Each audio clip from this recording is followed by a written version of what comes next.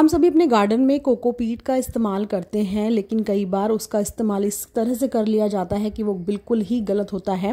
वैसे तो कोकोपीट का इस्तेमाल का यूजेस अगर हम बात करें तो वो बहुत ही बेनिफिशियल होता है हमारे गार्डन में। वो एक मॉइस्चर भी क्रिएट करके रखता है और मिट्टी को भी पोरस बनाए रखता है।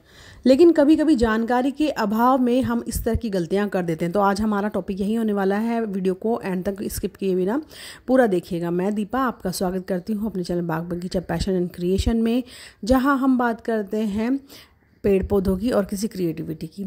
इस कोकोपीट पर जो मैंने बाज़ार से परचेज़ किया था, ये एक ब्रिक है और 150 रुपीज़ की मुझे मिली है। इस पर पूरी इंस्ट्रक्शन दी गई हैं, इसके क्या फ़ायदे हैं। लेकिन इसके इस्तेमाल में कई बार हमसे इस तरह की गड़बड़ियाँ हो जाती हैं कि हमारे जो प्लांट हैं वो मर जाते हैं।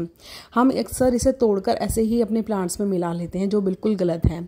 इस ब्रिक को बनाने में एक तरह की फेविकोल का यूज़ किया जाता है, जिससे कंप्रेस करके एक ब्रिक की शेप में आ जाता है। तो इसको हमेशा वॉश करके ही अपने प्लांट्स में यूज़ करना चाहिए, क्योंकि नहीं तो वो जो गम है, फेविकोल है, वो आपके प्लांट्स को धीरे धीरे ख़राब कर देता है।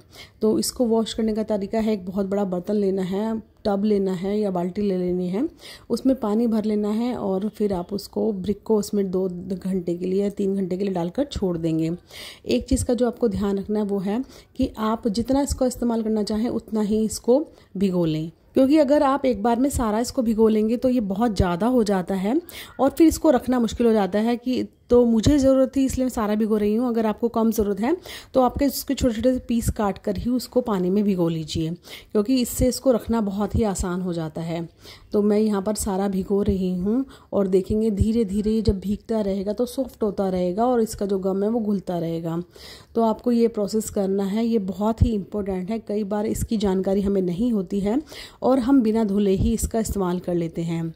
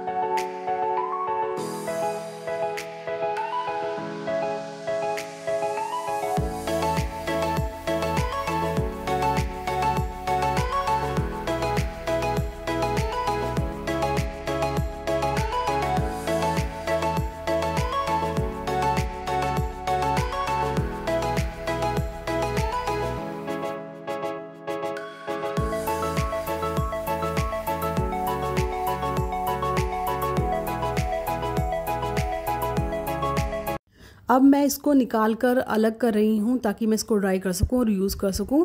पानी से इसको अच्छी तरह छान छान कर निकाल लेना है और ये बात ध्यान रखनी है कि बिना पानी में भिगोए इसका इस्तेमाल नहीं करना है, क्योंकि ये पेड़ के लिए, पौधों के लिए हार्मफुल हो सकता है।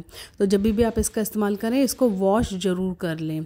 तो मैं यहाँ पर सारा निकाल लूँगी, क्योंकि मुझे अभी ये सारे जो मेरे प्लांटर्स हैं पुराने, उनकी सबकी मिट्टी पर काम करना है। तो मैं सारे खाली करने के बाद उसमें से सारा कोकोपीट वगैरह मिला के, खाद वगैरह बनाकर उससे नए गमले बनाने वाली हूँ। तो इसीलिए मैंने सारा कोकोपीट भी एक ही साथ बना लिया है। अब मैं इसको थोड़ा सा ड्राई कर लूँगी और जितना मेरा इस्तेमाल होगा उसके बाद जो बचेगा उसको भी मैं ड्राई करके रखूँगी।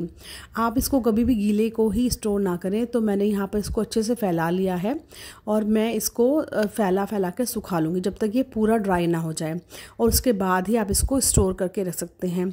ये ख़राब नहीं होता है, लेकिन अगर आप गीला इसको स्टोर कर लेंगे तो इसमें बहुत ही अजीब सी स्मेल हो जाती है। अगर आपको ये इन्फॉर्मेशन अच्छी लगी है तो आप ज़रूर इसको शेयर करना अपने फैमिली और फ्रेंड के साथ, क्योंकि ये बहुत ही इंपॉर्टेंट टिप होता है कि गार्डन में अगर आप कोकोपीट यूज़ कर रहे हैं तो उसका इस्तेमाल किस प्रकार करना है। तो इस तरह से मैंने अपनी सारी जो कोकोपीट है उसको सुखा लिया है और जब वो ड्राई हो जाएगी तो मैंने उसका इस्तेमाल कर लिया और जो बाकी बची है उसको मैंने अच्छे से फैला कर ड्राई कर लिया है। अब मैं आपको दिखा रही हूँ कि मैंने जब उसको ड्राई कर लिया तो इस तरह की हो गई है, लेकिन उसकी ऊपरी सरफेस ही सूख जाता है, बार बार नीचे से थोड़ा नम रहता है। तो अलट पलट कर उसको मैं अच्छे से सुखा लूँगी और मैंने उसको बाद में स्टोर भी कर लिया। सारे गमले में मिट्टी भी नहीं बना ली है कोकोपीट का यूज़ करके, और उसके बाद मैंने इसको अच्छे से सुखा कर स्टोर भी कर लिया है। ये ख़राब नहीं होता है।